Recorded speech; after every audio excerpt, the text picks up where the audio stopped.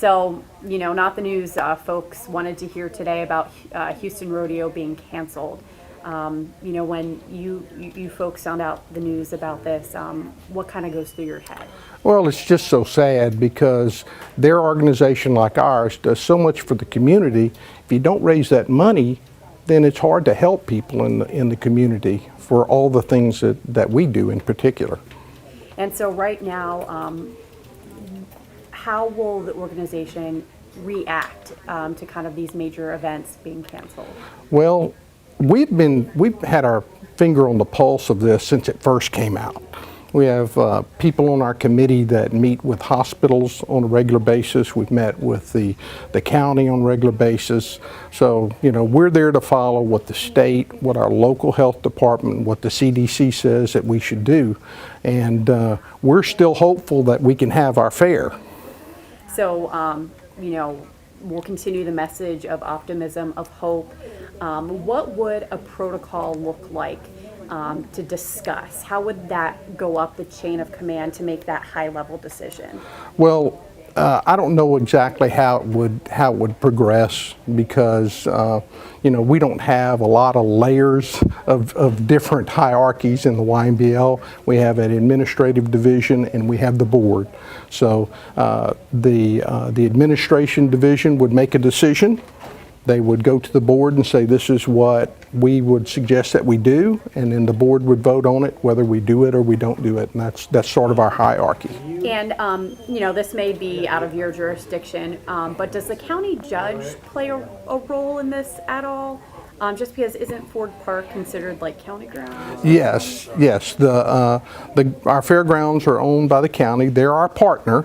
They make a profit when we make a profit, and they actually make a percentage of our profit. So yes, we're very, very involved with them, as we always have been, and we're going to continue to be that, because the last thing that we would ever want would be for somebody to get sick at our event. Ours is a family-friendly, fun event. That's the way we want to keep it, and we want to be mindful of all the things that are happening around us. And best case scenario, the event goes off without a hitch.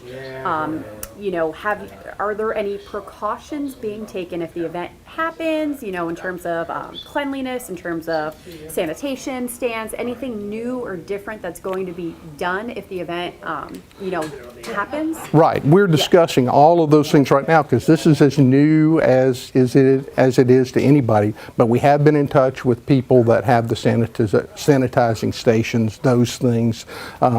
We do have on grounds all the time. The Red Cross is on grounds. We have EMS on grounds. We have police on the grounds. Probably the safest place to be in all of Beaumont. So we're gonna follow the rules that are set forward for us, and we're gonna make this a fun event for everybody. Don, you're doing a great job. Just two more questions, kind of wrapping things up. Is there a meeting on the books upcoming? You know what I mean? Is there anything concrete, a meeting point time to discuss some of these things, or nothing set on the calendar? Well, this weekend we have 2 work days set up for us to get ready for the fair. So we will definitely be having some meetings this weekend about all of those issues and where do we go from here and how do we progress through those things. And what's the best way people can stay informed?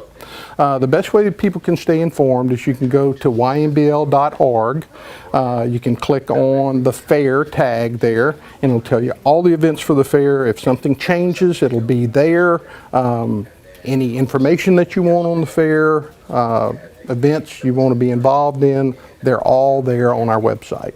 So just kind of wrapping things up, your message to Southeast Texas, because it sounds like you are very hopeful, you're very optimistic, but there is a lot of things going on behind the scenes to make sure everybody's safe. So kind of sum it all up for me, your message to the folks in Southeast Texas. Well, our message to the folks in Southeast Texas is that we're going to have a family, fun, friendly event.